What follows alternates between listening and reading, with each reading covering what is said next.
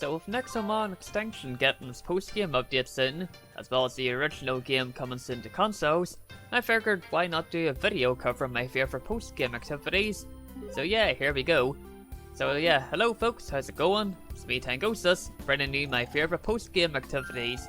If you've ever played an RPG, chances are that you know what I'm talking about, but if not, basically after beating the game, post-game activities refer to extra content that's opened up for you to do, usually by way of extra quests or dungeons. If you haven't guessed it by now, this video will feature me talking about them. So yeah, with that, let's go ahead and begin.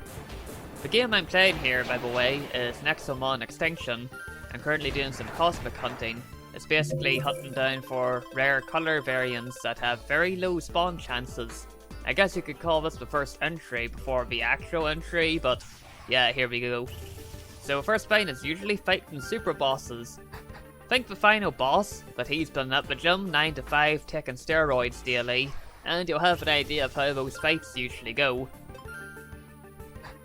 Usually it'll involve level grinding, the best equipment you can get, as well as a good heap of support items, or a handy cheese method, whatever works best.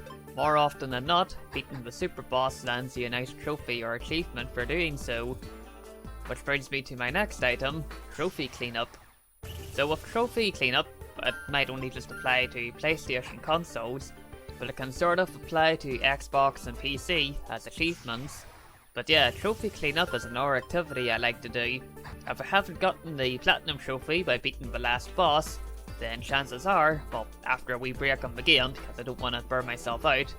But yeah, after I get back to the game, you know, after beating it, I usually like to go on ahead and get the trophies wrapped up. More often than not, I'll probably be just side quests or collectibles, so usually I'll probably keep me busy for a day or two after beating the game, if I want to get the new Platinum Trophy sorted, you see. So up next is exploring the new post-game areas, if applicable. This sort of ties in with the super bosses, since usually you have to do the new area to access the new super boss, you know, that kind of deal. Although sometimes it just means that the new areas may contain like new loot, so that's the main thing I like to do them for, because I certainly like my new powerful equipment. Because who doesn't? So yeah, the next thing here, and while it isn't technically a post-game activity, but you can still do it after beating the final boss, it's usually like a new game plus playthrough. It's basically doing the game again, but you gotta keep your levels and equipment. However, the enemies are gonna be a good bit stronger to compensate.